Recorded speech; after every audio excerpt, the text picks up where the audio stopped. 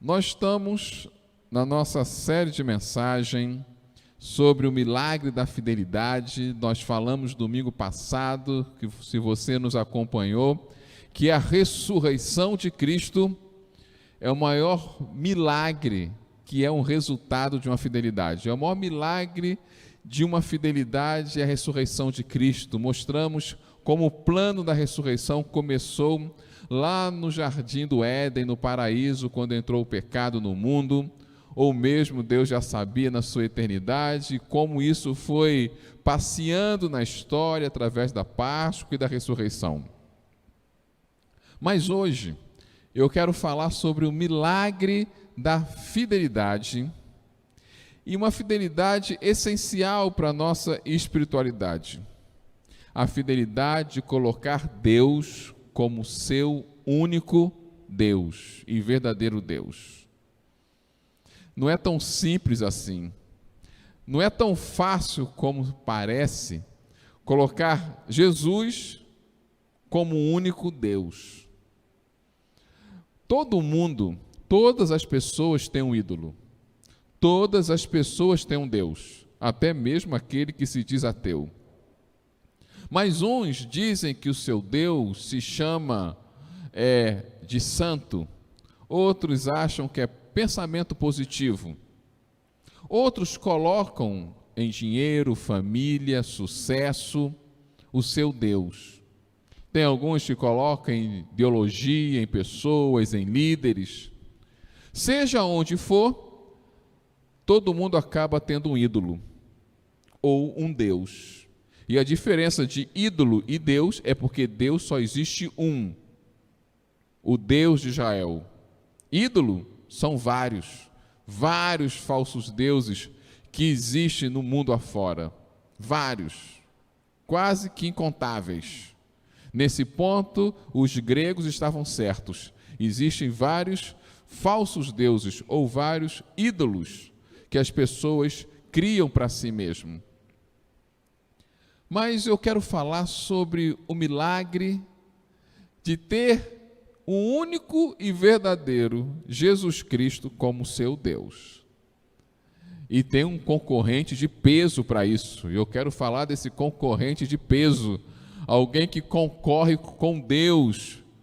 A ânsia ou busca querer ser o nosso Deus ou o nosso ídolo, querendo que eu e você sejamos escravos ou servos dele, que é o dinheiro.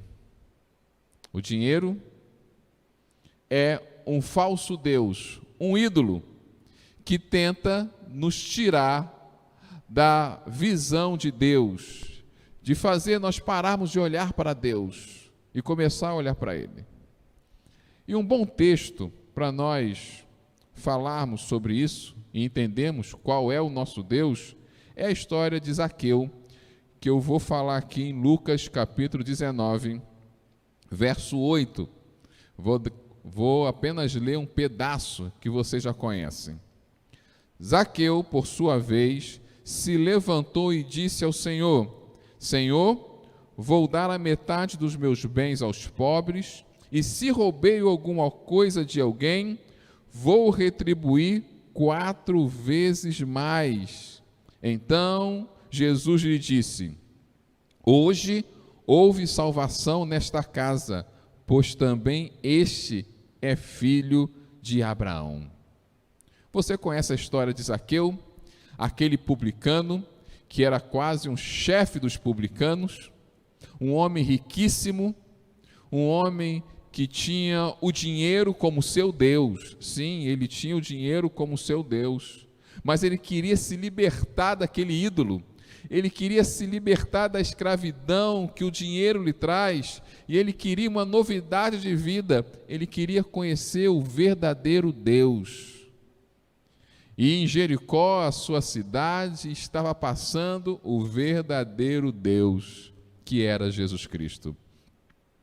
E ele tentou chegar perto do verdadeiro Deus, Jesus, mas era impossível para ele, de baixa estatura, e não era muito simpático diante das pessoas. Na verdade, as pessoas odiavam Zaqueu por causa do seu trabalho como cobrador de impostos, e certamente ninguém dava passagem para Zaqueu, porque o povo o odiava. E ele, não tendo como chegar perto de Jesus, o verdadeiro Deus, ele sobe em cima de uma árvore, uma figueira brava, típico daquela terra, e ele sobe ali e tenta ver Jesus de alguma forma em cima da árvore, pelo menos olhar e ver como é o aspecto do verdadeiro Deus. Jesus percebe a sua vontade de conhecê-lo.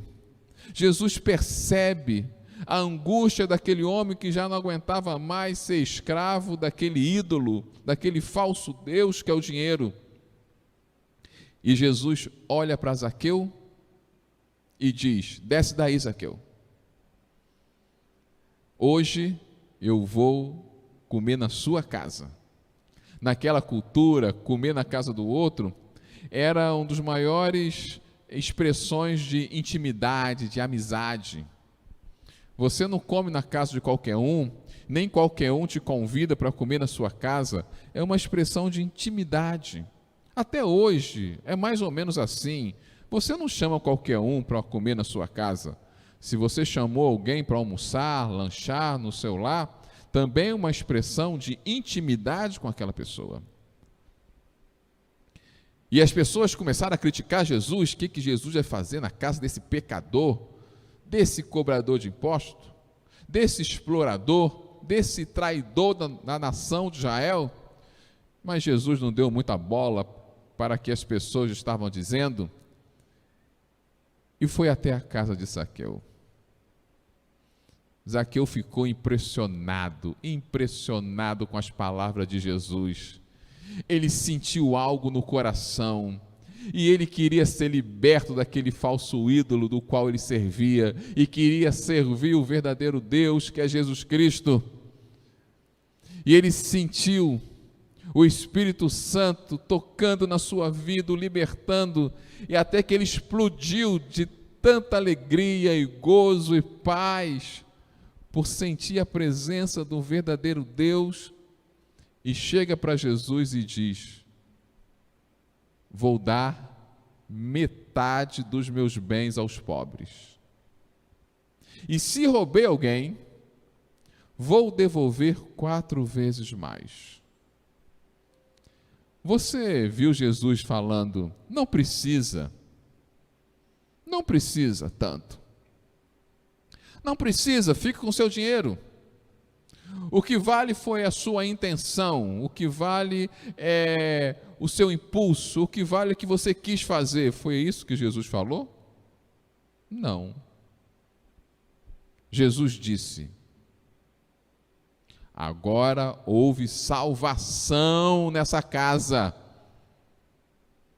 Que bom que você vai dar metade dos seus bens aos pobres, e que bom que você tem a iniciativa de devolver 4 vezes mais de tudo que você roubou, caso tenha roubado. O que Jesus estava incentivando diante de Zaqueu?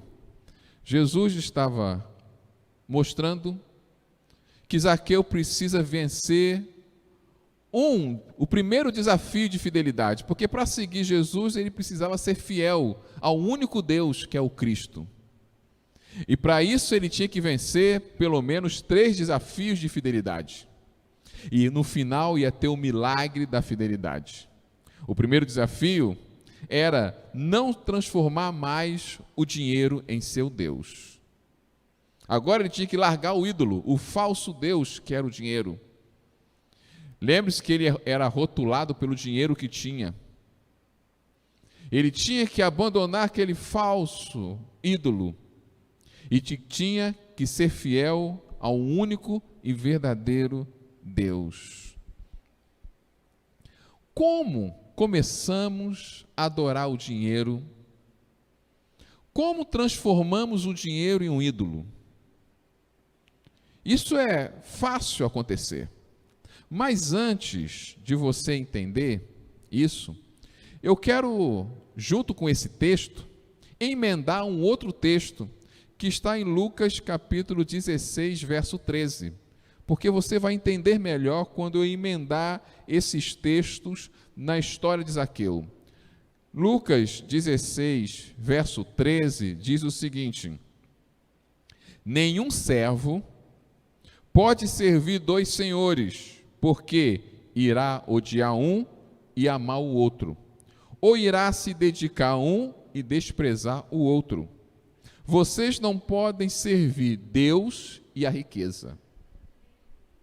Eu quero que você entenda esse texto aqui que eu estou emendando, e eu vou pedir o Bruno para você que está online, para deixar esse texto aqui parado aqui na tela. As pessoas no computador que estão aqui na igreja, o pessoal do louvor, não é, o pessoal do vídeo vai ter que pegar a Bíblia ou então o aplicativo para ver o texto. Mas perceba que Jesus, ele mostra que o dinheiro é um falso Deus. É a única coisa que Jesus identifica como verdadeiramente um falso Deus, o dinheiro. A ponto de ele falar, não pode servir dois senhores, ou serve a Deus, ou serve o dinheiro. E você acaba nesse mundo tendo que escolher qual desses deuses você vai servir, o ídolo, o falso Deus. E é bom entender o que é um ídolo. É bom entender como eu faço aquilo meu Deus. Um ídolo e um Deus tem pelo menos 3 fundamentos diante dele. Não vou falar espiritualidade, mas 3 fundamentos que eu vou chamar de religiosos aqui. Primeiro é amor. Você, para ter aquilo como seu Deus, tem que amar aquilo acima de qualquer coisa.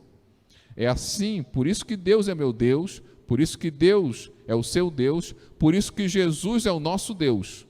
Ou deveria ser, quando amamos Jesus, acima de todas as coisas. A outro elemento é segurança. Se eu adoro a Deus, além de amar sobre todas as coisas, eu me sinto seguro quando estou nele. A minha fé é a base da minha segurança. Em terceiro lugar, eu devo a ele obediência. Eu obedeço a esse Deus. Então, quando é que eu adoro um Deus? Quando eu amo, quando eu me sinto seguro com ele, quando eu obedeço. Por que Jesus chama o dinheiro como um falso Deus? E por que ele diz que boa parte das pessoas adoram o dinheiro como Deus? Porque faz esses 3 elementos. Primeiro, ama o dinheiro acima de todas as coisas. A maioria das pessoas ama o dinheiro acima de todas as coisas. Pessoas matam, pessoas brigam, pessoas perdem a amizade, pessoas, irmãos, entram em guerra quando estão lutando pela herança dos seus pais. Há muita briga, muita confusão, as pessoas fazem tudo por dinheiro, porque o amam acima de tudo. Em segundo lugar, porque as pessoas só sentem seguras muitas vezes com dinheiro. Talvez você diga, mas eu não amo o dinheiro nesse ponto. Mas é o dinheiro que te deixa seguro? Você, quando está sem dinheiro, e nós estamos vivendo em tempo de pandemia, e o Espírito Santo me falou há 2 semanas atrás que eu ia falar sobre esse assunto, sobre o Deus do dinheiro, e o Espírito Santo falou comigo dizendo, você vai falar, porque em dia de escassez é que se revela se as pessoas confiam em mim ou confiam no dinheiro. Muitas pessoas estão desesperadas, muitas pessoas estão inseguras, muitas pessoas estão ansiosas, muitas pessoas estão depressivas porque estão temendo a falta de dinheiro. Até igrejas estão com medo. Tem medo de fazer cultos online.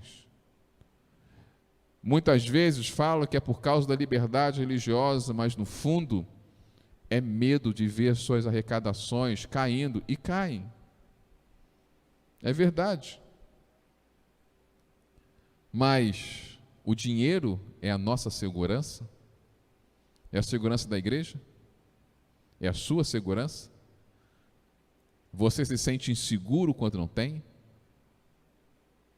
E por fim, quem você obedece? O dinheiro ou Deus? É fácil seguir a obediência do dinheiro, o desejo de comprar, a vontade de ter as coisas, sem muitas vezes poder ter. E aí vivemos debaixo da obediência e da escravidão do dinheiro e não de Deus. É mais ou menos isso que Cristo está falando sobre dinheiro. E aí você vê, quem você deseja mais? Dinheiro ou Deus? Obviamente você vai falar na sua mente agora, claro que é Deus. Ok, imagine se eu pudesse te dar uma escolha, R$1 milhão ou ser cheio do Espírito hoje. Você acha que a maioria, sem hesitar, ia falar ser cheio do Espírito? O que nós queremos mais? O que desejamos mais? O que buscamos mais? Deus ou dinheiro? Precisamos criar uma avaliação no nosso coração, porque aquilo que mais desejamos é aonde está a nossa adoração. E é mais ou menos isso que Cristo quis falar quando falou que não é possível servir dois senhores. Zaqueu sabia que ele não podia mais servir o dinheiro, que agora ele tinha que servir a Cristo. Por isso ele diz: eu não quero ser escravo do dinheiro, eu não vou servir o dinheiro, eu vou dar metade do que eu tenho. Não é por caridade, não é por dor de consciência, é para dizer que isso aqui não é mais importante do que o Cristo que eu encontrei. Cristo é mais importante. O Senhor é mais importante na minha vida. O dinheiro não tem a mesma importância que o Senhor tem, por isso eu dou metade do que eu tenho.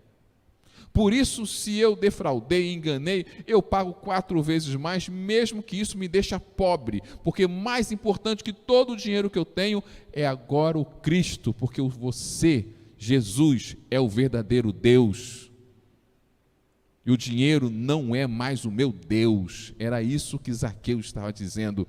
Zaqueu não estava criando uma caridade, nem estava tentando impressionar a Jesus. Ele estava dizendo que eu sou liberto agora desse Deus que é o dinheiro, não sou mais escravo dele, e agora eu sou servo do Senhor Jesus Cristo. Era isso que Zaqueu estava dizendo. E é por isso que Jesus falou o quê? Houve salvação nessa casa, porque o dinheiro não é mais o Deus desse lar, agora sou eu. Por isso Jesus falou, se você pode ver o texto, Jesus disse: houve salvação nesta casa, porque agora eu sou o Deus deste lar. Quem é o Deus do seu lar? O dinheiro ou Jesus? O segundo desafio da fidelidade que eu quero mostrar para você é não transformar o dinheiro em sua identidade. Não transforma o dinheiro em sua identidade. Deixa eu colocar mais um texto dentro da história de Zaqueu para você entender.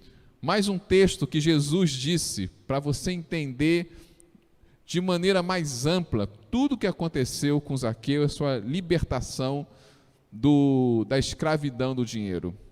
Esse texto está em Lucas capítulo 12, verso 15, que diz o seguinte: então lhe respondeu: tenha cuidado e não se deixe dominar por qualquer tipo de avareza, porque a vida de uma pessoa não consiste na abundância dos bens que ela tem. Lucas 12, 15. Olha que Jesus falou para os seus discípulos: cuidado. Cuidado com o quê? Cuidado com esse pecado que é a avareza. Cuidado com a cobiça. Cuidado com o amor ao dinheiro. Por quê? Porque a vida não é apenas acumular riquezas. Olha Jesus falando, cuidado com esse pecado, cuidado com o pecado da cobiça, cuidado com o pecado de algumas versões da avareza, em outras versões, cuidado com o pecado do amor do dinheiro, porque o texto diz: a vida não consiste em abundâncias de bens apenas. Se você pensa que a vida consiste nisto, você está sendo avarento. É interessante que nós temos uma visão errada de avarento. Avarento é quem acha que ter muitos bens é o que importa na vida. Avareza, cobiça, amor ao dinheiro. Agora perceba, você já leu a Bíblia, pelo menos o Novo Testamento todo? Melhor, não vou ser tão severo com você, você é até bonzinho. Você já leu os 4 evangelhos? Mateus, Marcos, Lucas, João? Você já leu? Se você certamente na mente, se já leu, já disse, já li. Se não, te convido a ler comigo todos os dias de segunda a sexta, às 6:30 da manhã, eu leio um capítulo do Novo Testamento, oro pela sua vida. Isso vai te ajudar a ler a Bíblia, caso você tenha dificuldade. Mas se você lê a Bíblia, pelo menos os 4 evangelhos, você não vai ler em nenhum lugar dos 4 evangelhos Jesus pedindo cuidado por um pecado, a não ser este.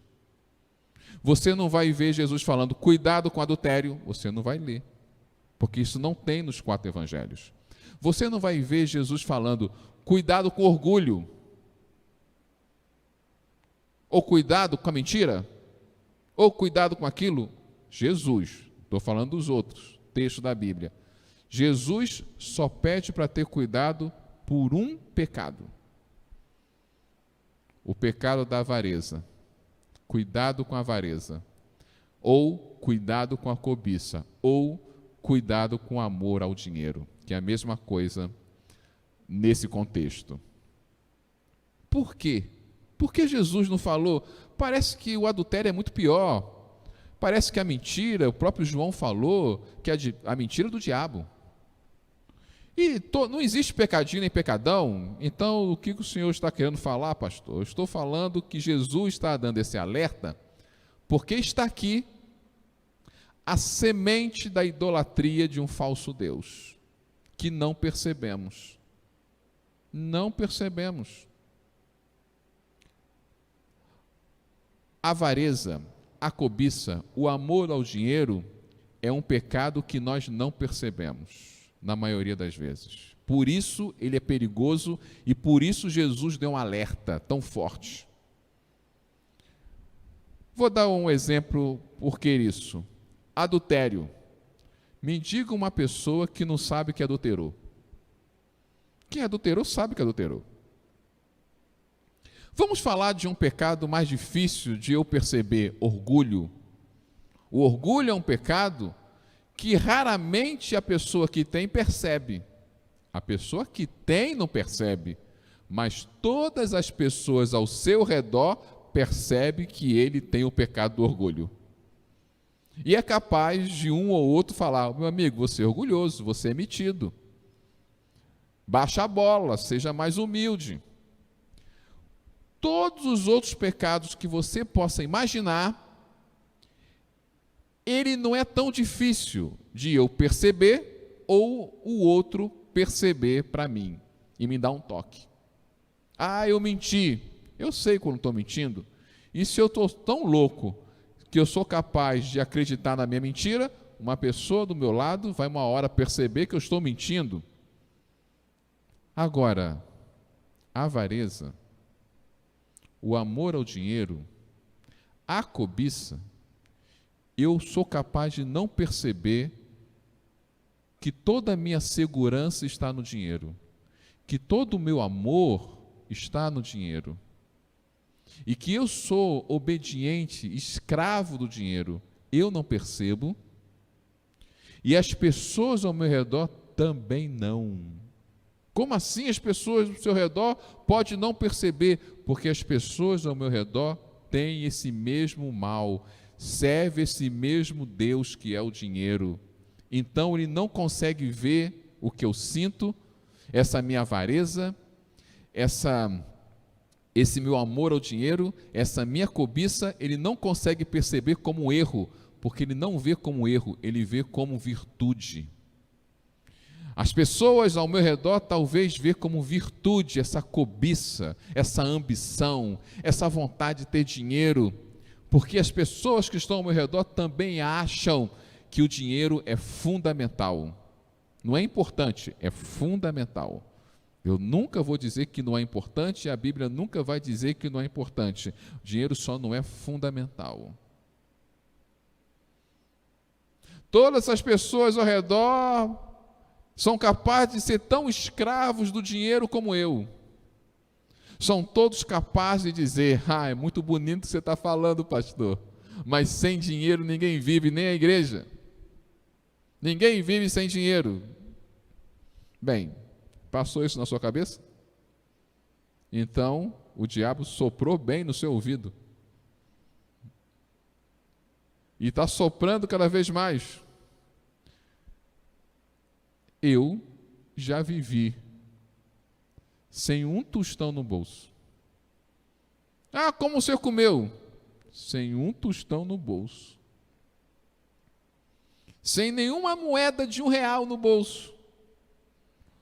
Já contei aqui que eu já tive dias no passado que não ter nada para comer, nenhum tostão,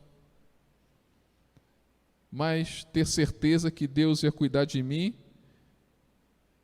e eu falar lá e falar assim: olha, a gente vai comer, porque a Bíblia diz que um servo do Senhor jamais mendigará o pão. Quando deu 10 horas da manhã, e eu não esqueço o horário, porque eu falei, era o horário perto, dá tempo para a gente fazer o almoço, e não tinha nada. Alguém bateu na minha porta e falou: pastor, eu estava orando hoje de manhã e Deus falou comigo. Pegue o seu 13º e entregue tudo para o pastor Severino na casa dele. Tira o dízimo e entregue todo o seu 13º. O que, Senhor? Meu 13º o ano todo que eu fico esperando. Vai lá e entrega o teu servo. Uma pessoa foi lá, bateu na minha porta: pastor, tirei o dízimo, está aqui meu 13º, que Deus mandou em oração te dar. Eu não tinha nem um feijão e um arroz na minha casa. Foi tempo suficiente de eu ir comprar coisa e voltar. Meus filhos nunca soube que não tinha dinheiro nem para o almoço. Eles só sabiam que 12:30 o almoço estava lá pronto. Você é capaz de viver sem dinheiro. Você é capaz de ficar um dia sem dinheiro, 2 dias, uma semana, mas duvido que você seja capaz de ficar 40 minutos sem respirar. Duvido que você consegue ficar 50 minutos sem respirar. Eu duvido que o seu coração consiga ficar 5 minutos sem bater. Se o seu coração parar 5 minutos, você morre. Sem respirar, você morre.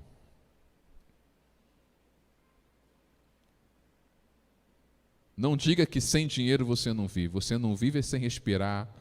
Você não vive sem saúde. Você não vive sem segurança. Hoje eu estava num lugar chamado Tropeiro e Companhia. Estou fazendo até propaganda. Aqui do lado, comprar feijão tropeiro. E como está tudo fechado, foi aquele negócio de porta fechada, todo mundo numa fila, e eu fiquei numa fila lá de fora, esperando a minha vez. E uma pessoa estava atrás de mim, que eu não conheço, nunca vi, e essa pessoa chegou para mim, e eu estava de bermuda, de boné ainda, e máscara, mas aquele homem me reconheceu e falou: você é o pastor daquela igreja do Nazareno? Eu falei: sou. O senhor não mora naquela casa no 2º andar do lado do Shakes Bar? Eu moro lá. Bem, eu quero falar para o senhor que eu sou policial e no dia 31 para o dia 1º tinha um grupo de pessoas na sua casa, no lado de cima. Eu falei: estava, lá tinha alguns irmãos lá que passou o ano novo comigo. Pastor, tinha 3 bandidos na tua porta armado, esperando ele sair para entrar na sua casa. Nós passamos e rendemos os bandidos e levamos, e aí um policial falou, vamos subir e falar com eles. Não, é ano novo. Vai deixar eles tão inseguros e com medo, já passou, já tirou, deixe lá. E eu nunca parei para ver o Senhor. Estou na fila aqui, estou te vendo. Cuidado, pastor, porque era ano novo, tudo vazio, estava na porta da sua casa. Eu agradeci a ele, Deus, obrigado por ter ido e tudo. Eu falei, Deus é bom, aconteceu no dia 31 para o dia 1º, só em abril fiquei sabendo, e talvez se fosse esse homem, eu nem saberia. Me diga uma coisa para você, o meu dinheiro não ia me proteger, mas não foi só os policiais, foi o anjo do Senhor, Deus de Israel falou, não pode tocar na casa do meu servo. Está esperando o quê? Deixou um policial passar exatamente na hora que eles estavam ali. Iam pegar você também, tá, Severino? Você estava lá em casa. Nesse dia, no ano novo comigo, junto com a Lena. Ia pegar você também. Protegeu 2 Severinos no mesmo tempo, Deus. Deus é bom demais. O que eu estou mostrando é que eu vivo sem Deus, sem a segurança dele, sem o sustento dele, sem o ar que eu respiro é a graça de Deus, isso eu vivo sem.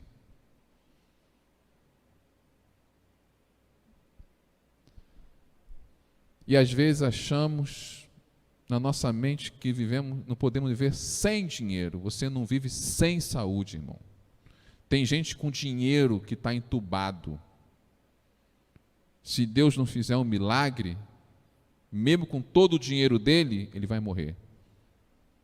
E ele trocaria todo o seu dinheiro por saúde nesse momento.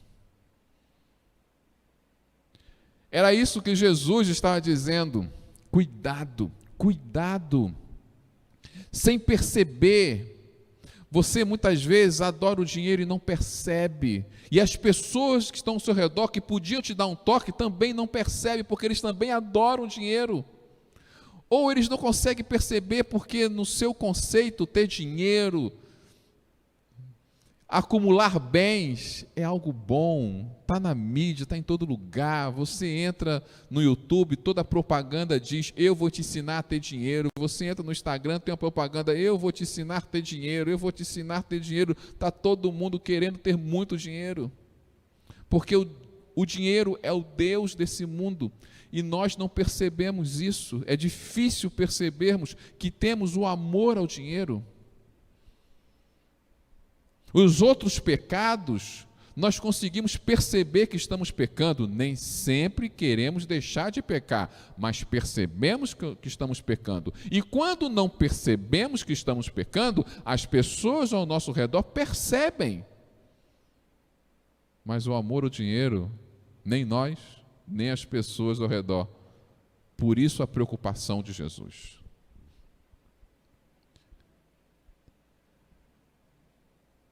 Por fim,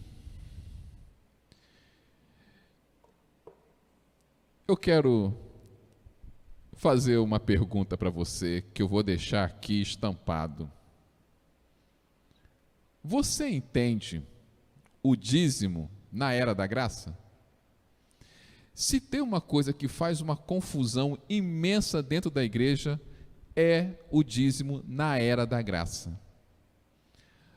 Talvez por erro nosso, pastores, talvez erro também meu, que talvez ensino pouco sobre isso, talvez, porque quando a gente fala de dízimo, pensamos no Novo Testamento, na lei, e aí eu vou começar te espantando. Tem dízimo no Novo Testamento? O conceito de dízimo no Novo Testamento? Eu vou te dizer, tem, mas não é importante. Olha o que eu vou dizer. Tem o conceito de dízimo no Novo Testamento, mas ele não é importante. Eu dou o dízimo porque está na lei, lá no Novo Testamento? Não deveria dar o dízimo porque está no Velho Testamento, porque não estamos mais no Velho Testamento. Estamos na era da graça e não a era da lei. Eu não posso dar o dízimo por causa da lei do Velho Testamento. Aí você vai dizer, espera aí, Eu não tenho que dar dízimo por causa da lei do Velho Testamento? Não, porque nós estamos no Novo Testamento. E o dízimo é importante no Novo Testamento? Não, não é importante no Novo Testamento. Então eu posso não dar o dízimo? Você pode fazer o que quiser, porque Deus não obriga ninguém a nada. Começa por aí. Mas eu tenho que dar o dízimo? Na verdade, eu vou dar uma resposta que vai espantar o seu coração. Deus vai olhar com você desconfiado se você só dá o dízimo. Como é que é? É um tema que nós temos medo de falar na igreja, por causa da exploração que existe nas outras igrejas, infelizmente, e não podemos ficar com os olhos fechados diante da exploração que tantas igrejas têm. Por isso, as igrejas sérias têm medo de falar esse assunto, porque não quer se comparar a essas igrejas que exploram. Mas nós temos que ensinar a verdade. E é um desafio imenso ensinar a verdade. Eu vou dar um exemplo para você, que há 30 anos atrás, mais ou menos quando eu era adolescente, a igreja vivia uma crise. A igreja evangélica tinha dificuldade de fazer ação social. Por quê? Porque ela tinha medo das pessoas acharem que a salvação era por obras. E também tinha medo que as pessoas achavam que a igreja evangélica era igual o espiritismo, que fazia muita ação social. A igreja demorou muitos anos para entender que ajudar o próximo e fazer ação social era algo bíblico, mesmo que isso pudesse, de alguma forma, fazer as pessoas se confundir e achar que a salvação é por boas obras, ou achar que nós somos parecidos com o espiritismo, que também respeitamos, mas não somos, porque a salvação é por graça e não por obras. Mas precisamos fazer obra, porque também Jesus diz que fé sem obra também é morta. Hoje nós também temos dificuldade de falar sobre esse assunto, sobre a idolatria e o dinheiro, porque temos medo de sermos confundidos com as igrejas que exploram as pessoas que existem. Mas eu quero rapidamente mostrar para você o conceito do dízimo, o conceito do dinheiro na era da graça, e não da lei. Dízimo é coisa de lei. Eu vou falar da graça. Primeiro, você lembra? Primeiro vamos para o Zaqueu, que está no texto. Acho que é melhor ver o Zaqueu. Zaqueu disse que ia dar metade dos seus bens e ia devolver 4 vezes mais de tudo aquilo que ele roubou. Por que Jesus não usou a lei para ele? Por que Jesus não usou a lei? A lei diz que ele precisava devolver aquilo que roubou, mas a lei não diz que ele tinha que devolver metade dos seus bens. Jesus podia, que conhecia a lei, falar da lei do Velho Testamento, mas Jesus não falou isso e não repreendeu. Jesus também não falou para ele não dar. Jesus não falou para ele dar só o dízimo. Jesus, na verdade, elogiou Zaqueu por a sua atitude e disse que houve salvação, porque Zaqueu, naquele momento, estava se libertando do Deus que era o dinheiro e estava servindo o Deus verdadeiro que é Jesus. Agora vamos sair um pouquinho de Zaqueu, mas sempre com o assunto do dinheiro. Veja Jesus e um jovem rico. Chegou um jovem rico para Jesus, você vai ver em Lucas capítulo 18, 30, agora não vai aparecer, só para você entender. Lucas 18 e 30, chega um jovem rico e chega para Jesus: Senhor, o que eu preciso fazer para te seguir, chegar no reino de Deus? E aí Jesus começa: tem os mandamentos, amar seu próximo, honrar seus pais. Aí ele fala com todo orgulho: faço tudo, não adultero, não minto, honro meu pai, honro minha mãe, cumpro os 10 mandamentos. O que me falta? Ele queria ouvir de Jesus: nada, meu filho, parabéns. Mas Jesus fala o que para ele? Bem, vende tudo o que tem e dá aos pobres. Olha que aquele garoto tomou um susto. Eu não posso vender tudo que eu tenho e dar para os pobres. Por quê? Porque eu tenho muito. Não, porque o Deus dele era o dinheiro. Jesus pediu para ele dar o dízimo? Seja fiel a partir de hoje dos 10% de tudo que você tem. Se Jesus fizesse isso, será que ele não faria dizendo, que bom, Jesus, farei? Mas Jesus faz isso? Não, Jesus pediu tudo. Deixa eu te falar algo que você vai entender no próximo domingo, que eu vou continuar essa série de mensagens, não falando de dinheiro, falando de outro assunto, mas usando a mesma coisa sobre falsos deuses, que talvez você entenda melhor, porque o meu tempo é curto aqui hoje. Tudo que você coloca acima de Deus, Deus vai exigir isso de você. Preste atenção, tudo que você coloca acima de Deus, Deus vai exigir de você. Se você coloca seu carro acima de Deus, Deus vai te pedir seu carro todo e vai destruir o seu carro, e não vai te dar outro não, vai destruir. Você vai bater com o carro, vai se salvar, mas vai dar PT. E esqueceu de pagar o seguro, vai perder tudo. Por quê? Castigo? Não, porque o carro era um Deus na frente de Deus. E tudo que eu coloco acima de Deus, Deus exige de mim e destrói. Qual era o Deus desse jovem? O dinheiro. O seu Deus é o dinheiro? Pega todo o seu dinheiro e joga fora, porque agora eu serei o seu Deus. Manda dar tudo para os pobres. O rapaz conseguiu? Não. Mas o que Jesus pediu? Tudo. Vamos continuar falando isso com Jesus? Lá em Atos, capítulo 2, verso 45, o que os discípulos faziam? Vendia todas as suas propriedades, e ajudava os irmãos. Vendia tudo. Se você olhar Atos, capítulo 4, verso 35, as pessoas davam tudo o que tinham e colocavam aos pés dos apóstolos. Tudo que tinham, os pés dos apóstolos. Notou que nesses três versos que eu estou falando, ninguém falou de dízimo, só falou de tudo? Aí continua. Com Jesus.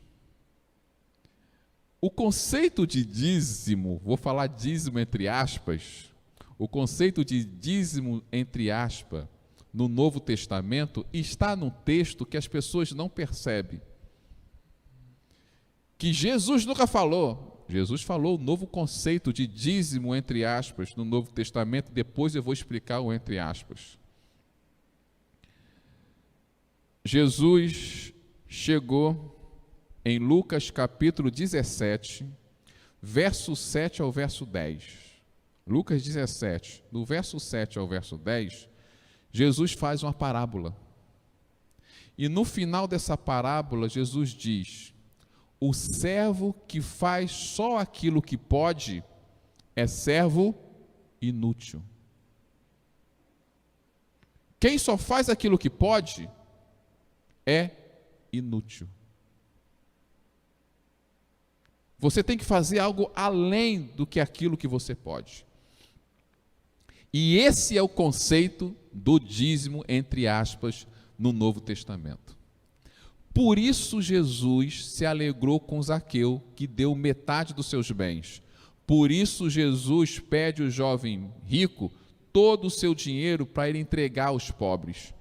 Por isso os apóstolos em Atos, eles vendiam sua propriedade e dava para as pessoas. Por isso as pessoas também davam tudo o que tinha, aos pés de Jesus. Por isso Jesus elogiou a viúva pobre, que deu tudo o que ela tinha.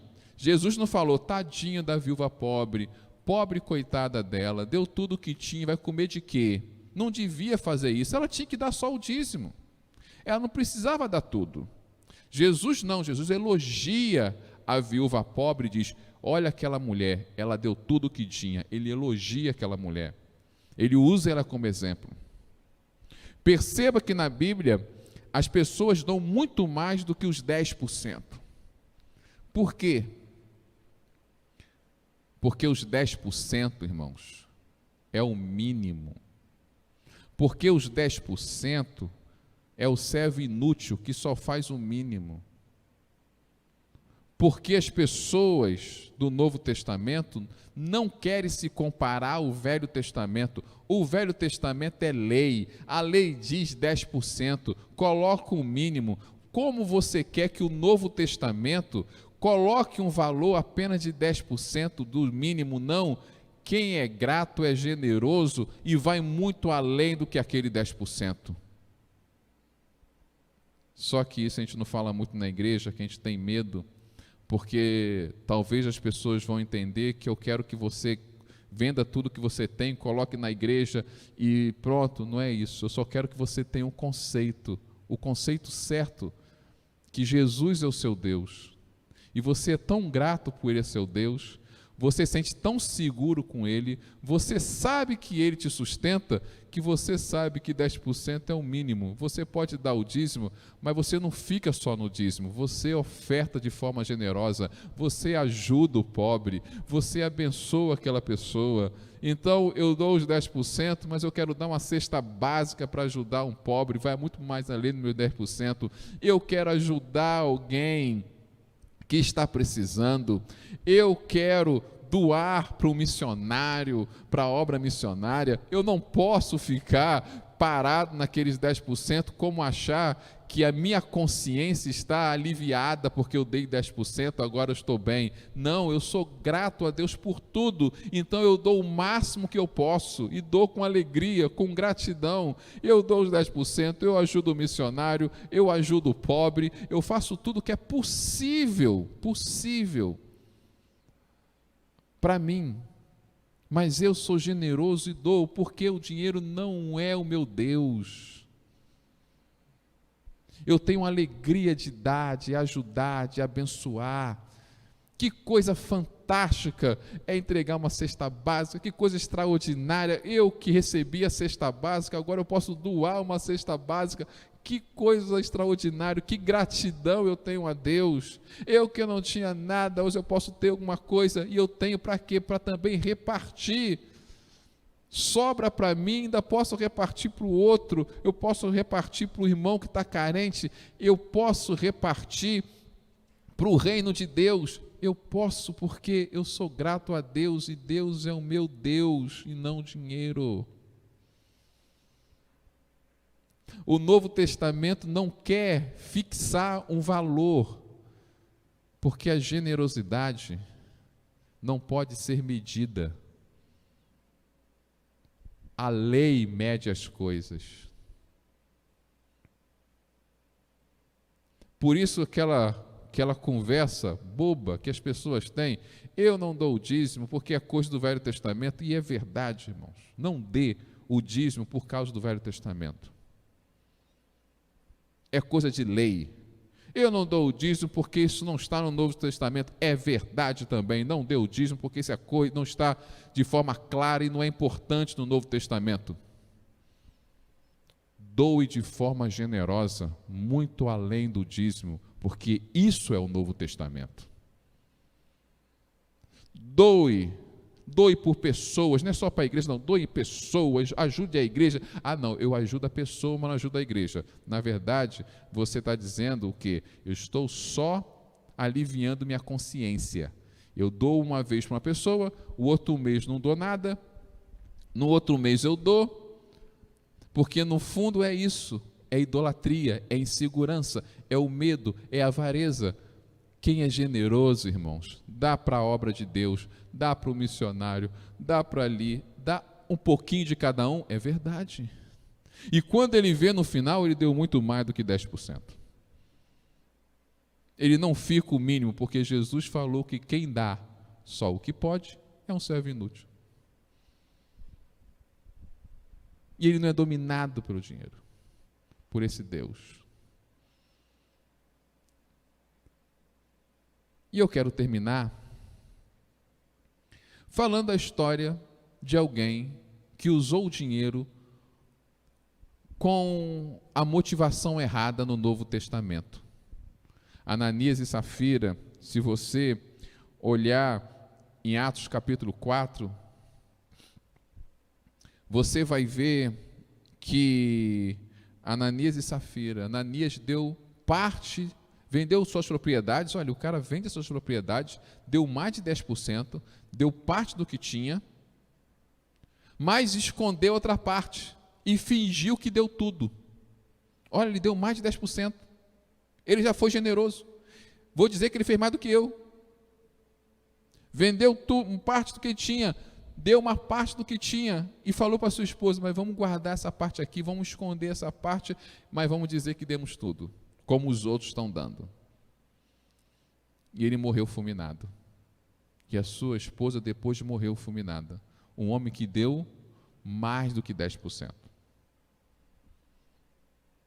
Antes de você achar que é só dar o dízimo que protege, deveria ver a história de Ananias e Safira. Ele deu mais de 10% e morreu fulminado. Por quê? Porque ainda o Deus dele era o dinheiro, mesmo ele dando dinheiro.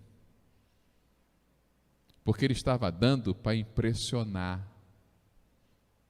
Porque ele estava dando para ganhar status entre os discípulos. Estava dando para dizer que eu dei tudo também. Estava dando para conseguir algum tipo de favor diante de Deus.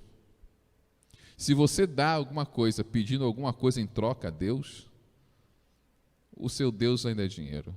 Se eu dei o dízimo, achando que Deus tem obrigação de me dar 3 vezes mais do que eu dei, você não deu por generosidade, você fez um investimento.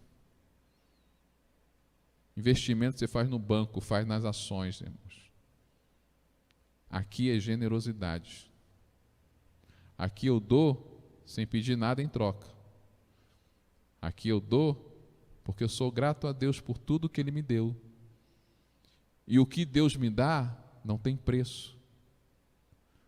O ar, a saúde, sobreviver nessa pandemia, tantas outras coisas não tem preço. E eu sou grato. Sou grato a Deus. Sou grato ao Senhor por tudo que Ele tem me dado. Ele me dá muito mais do que eu mereço receber. Mas eu preciso compartilhar de forma generosa essa gratidão. Como deixar o dinheiro de ser o nosso Deus, entendendo a graça das coisas. Não é graça de rir, é que tudo que eu tenho, eu não mereço ter.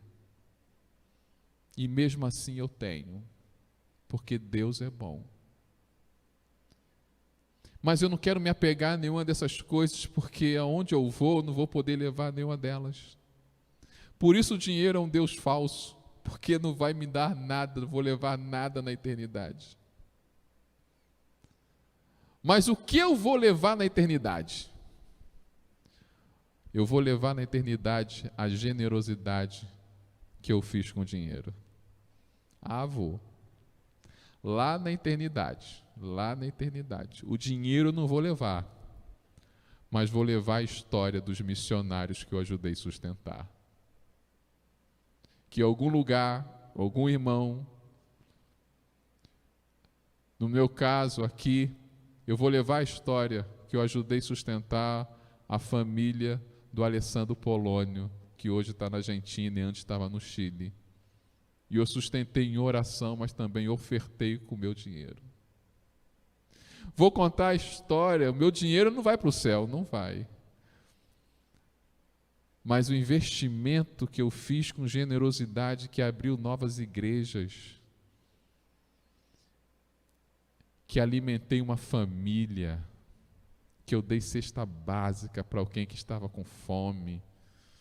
Essa generosidade que eu fiz com o meu dinheiro, isso vai chegar no céu e vai ecoar na eternidade. O meu dinheiro não, mas a generosidade que eu fiz com o dinheiro, isso vai chegar no céu. Isso vai. O dinheiro não vai, mas a minha generosidade vai. Às vezes que eu reparti o pão, que eu ajudei o próximo, que o irmão me pediu dinheiro emprestado e eu tinha dinheiro sobrando, e depois diz: não quero não, irmão, é oferta para você. Porque eu sou grato. Porque eu divido a minha gratidão. O que me faz quebrar o ídolo do dinheiro, que é o Deus desse mundo, e é uma tendência invisível de ser o meu Deus, também é uma tendência invisível de ser o meu Deus. Eu, Severino, sem perceber, eu posso estar adorando o dinheiro. Sem perceber, eu posso estar idolatrando o dinheiro. E não tem ninguém ao meu redor para me dar um toque, porque a maioria também não percebe isso. Mas a generosidade quebra essa escravidão do dinheiro, porque o dinheiro nos escraviza, mas só Deus nos liberta. E sabe qual é o preço da escravidão do dinheiro? É uma ansiedade diante dele. O dinheiro nos traz uma ansiedade. Quando temos demais, nos deixa ansiosos, porque temos medo de perder, ou temos medo de ser roubado, ou temos medo de não ganhar mais do que estamos ganhando. Quando temos pouco, ou quase nada, ficamos ansiosos também, porque não sabemos como pagar as contas, não sabemos como viver, não sabemos como comer, não sabemos como nos sustentar, não sabemos onde morar, e nos deixa ansiosos. O dinheiro é um Deus que traz ansiedade e opressão nas pessoas que o servem, mas Deus traz liberdade. Deus dá descanso na alma e nos dá a certeza que Ele cuida de nós. Quando eu não tenho nada, e eu falo de cadeira porque eu já tive nada, você sabe que Deus vai prover na hora certa. Quando eu tenho alguma coisa, hoje eu tenho alguma coisa, eu olho para o dinheiro, olho para tudo que eu tenho e vejo, só tenho por causa da graça de Deus. E se você tiver muito, eu não cheguei nesse ponto ainda, você sabe que quem te colocou no muito foi Deus. E você não precisa ter medo de ninguém te roubar, de passar a perna, porque também quem te protege ainda é Deus. Por isso você descansa. Quando Deus é o seu Deus, você descansa. Quando o diabo, através do dinheiro, é o seu Deus, você se oprime. Quem é o seu Deus? Hoje eu quero te convidar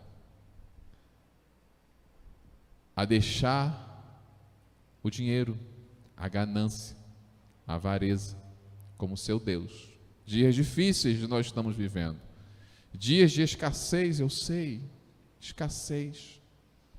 Mas é nessa escassez que eu passo a ter medo, ansiedade, insegurança. O que fazer? Confie em Deus. E o que eu preciso para quebrar esse ídolo? Quebre a avareza. Seja generoso. Reparta o que tem para o reino, para as pessoas.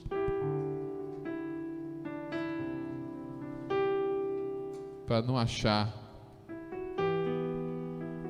que tudo que você tem, Deus deu só para você. Não. Deus deu para você ser instrumento dele, para abençoar pessoas. Vamos louvar a Deus.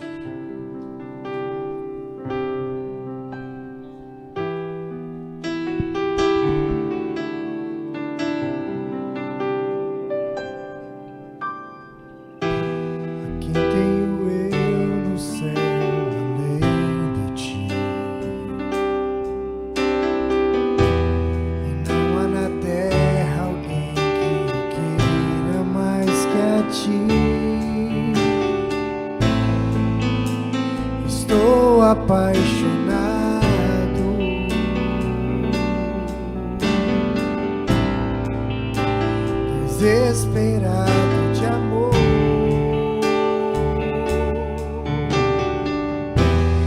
Eu estou disposto a morrer por ti e construirei no cume do monte um altar, e o sacrifício sou eu.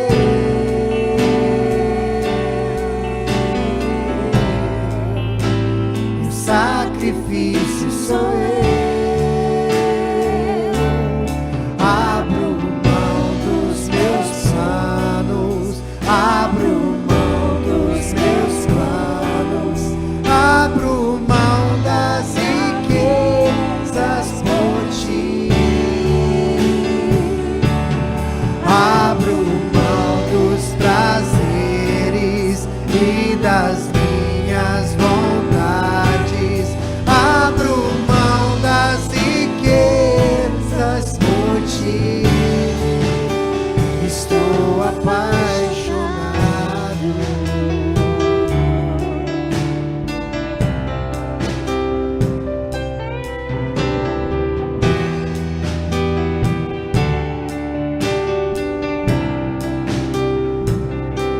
A quem tenho eu?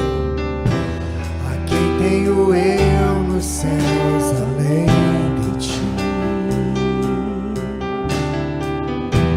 E não há na terra alguém que eu queira mais que a ti. Estou apaixonado.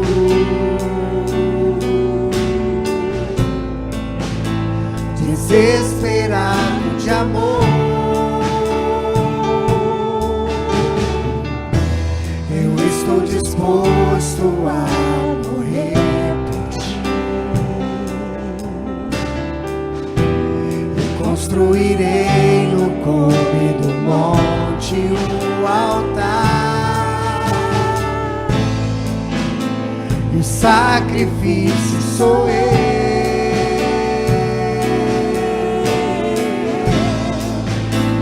Sacrifício sou eu. Abro mão dos meus sonhos, abro mão dos meus planos, abro mão da minha vida por ti, abro mão dos prazeres e das minhas vontades, abro mão das riquezas por ti. Estou apaixonado.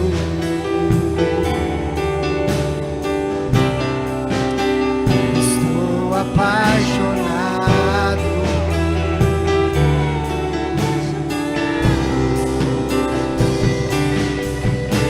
O que fazer? Pra onde ir? Se só tu tens as palavras de vida eterna. O que fazer? Pra onde ir? Se só tu tens as palavras de vida eterna. O que fazer? O que fazer? Pra onde ir? Se só tu tens as palavras de vida eterna. O que fazer? Pra onde ir? Se só tu tens as palavras de vida eterna. Estou apaixonado.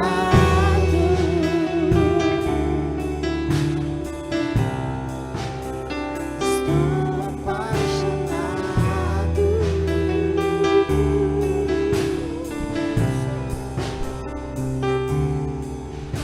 Aleluia. Eu quero terminar te dando um desafio. seja fiel a Jesus Cristo como seu Deus. E abra mão do Deus desse mundo que é o dinheiro. Abra mão do amor ao dinheiro. Não fique preocupado com o dinheiro. Apenas confie em Deus. E quebre a avareza, sendo fiel, sendo generoso. Não adianta dar um mês e não dar mais. Você tem que ser fiel todos os meses. Não fique com a cabeça: os 10% é o mínimo, 10% é o mínimo. Você pode ser mais generoso do que isso. Pode dar mais do que isso. Pode ajudar mais pessoas. Você que tem condições. Hoje talvez você precise ser ajudado, mas amanhã você vai poder ajudar outros. Eu não vou nem falar ainda apelo. Você viu aqui o número da conta, como você pode dizimar, ofertar, porque você precisa entender no seu coração que a generosidade quebra a avareza, quebra a cobiça, quebra o amor ao dinheiro e nos ajuda a, como Zaqueu, reconhecer que Jesus é o único Deus. Senhor Jesus, Pai amado, ajuda esse meu irmão e essa minha irmã quebrar o altar do dinheiro no seu coração, no seu lar, que ele possa entender que a generosidade quebra a avareza, quebra a cobiça, quebra o egoísmo. Que ele possa entender, Pai amado, que sim, o dízimo é coisa do Velho Testamento. Sim, o dízimo não é importante no Novo Testamento, porque no Novo Testamento o dízimo é o mínimo. E Jesus nos diz em Lucas capítulo 17 que quem faz o mínimo, quem dá o mínimo é servo inútil. Nós queremos dar além do mínimo, além. Queremos ser generosos, além do dízimo. Queremos ser ofertantes, queremos abençoar missionários, queremos ajudar pessoas, segundo, Pai amado, aquilo que podemos. Queremos ser a viúva pobre, Pai. Não queremos fazer como o jovem rico, com medo de dar, porque somos apegados ao dinheiro. Queremos ser como Zaqueu, que sem Jesus pedir, ele falou: chega, basta, o dinheiro não é meu ídolo, vou dar metade do que eu tenho e vou restituir 4 vezes mais. Palavra difícil, dura, que incomoda, porque muitas vezes, sem eu perceber, é o dinheiro que está no altar na minha vida. Quebre isso na minha vida, Pai, na minha vida. Prego para mim, não só para as pessoas. Quebre em mim, quebre em nós, porque o Senhor é o nosso único Deus. Em nome de Jesus, amém. Quero te convidar, irmãos, nessa semana a orar conosco. Vamos orar pelo nosso país. Desejamos que as coisas melhorem aqui no nosso estado. O prognóstico é que em maio as coisas vão melhorar diante da pandemia, e desejamos no primeiro domingo de maio, se tudo melhorar, nós voltarmos ao nosso culto presencial com restrições, obviamente, mas no primeiro domingo de maio, na Santa Ceia, desejamos voltar com restrições, se for possível. Se não for, nós vamos sempre optar pela saúde do nosso povo. Mas queremos orar por isso, precisamos orar. É um dos 5 passos que a igreja está fazendo nessa pandemia. O segundo passo é orar, ser sensível diante da pandemia e orar. Nós estamos orando agora a partir de segunda-feira, às 6h30 da manhã, 12h30 e 6h30 da tarde no Instagram, no meu Instagram, não é da igreja não, o meu Instagram. O meu Instagram é Pastor Severino José, @Pastor Severino José. 6h30, 12h30 e 6h30 da tarde. Nós estaremos orando, da noite para a tarde. Amém? Senhor Jesus, Pai amado, obrigado por esse culto, pela forma que o Senhor falou conosco, e que possamos, Pai amado, entender, que as pessoas possam entender essa palavra como algo libertador, que possam entender a força da generosidade, que possa entender a força, Pai amado, da contribuição, que possa entender que não somos aquela igreja que explora, que queremos, Pai amado, que as pessoas dê algo para receber algo. Nós somos apenas uma igreja que prega a Tua palavra, como ela está, por mais dura que ela possa ser às vezes, porque na verdade, o que pensamos que é dureza, é amor, vinda do Senhor. E que Deus te abençoe e te guarde a tua entrada e a tua saída, em nome do Pai, do Filho e do Espírito Santo de Deus. Amém. Deus te abençoe, até segunda-feira no Instagram.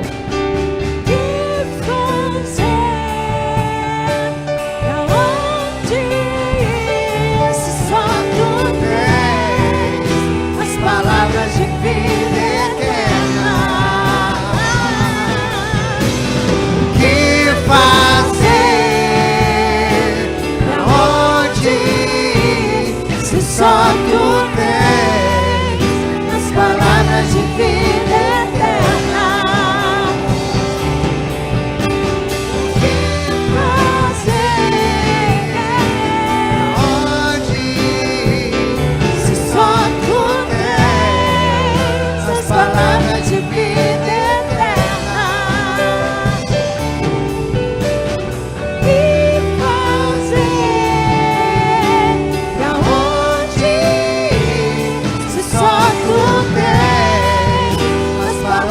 De vida eterna, estou apaixonado,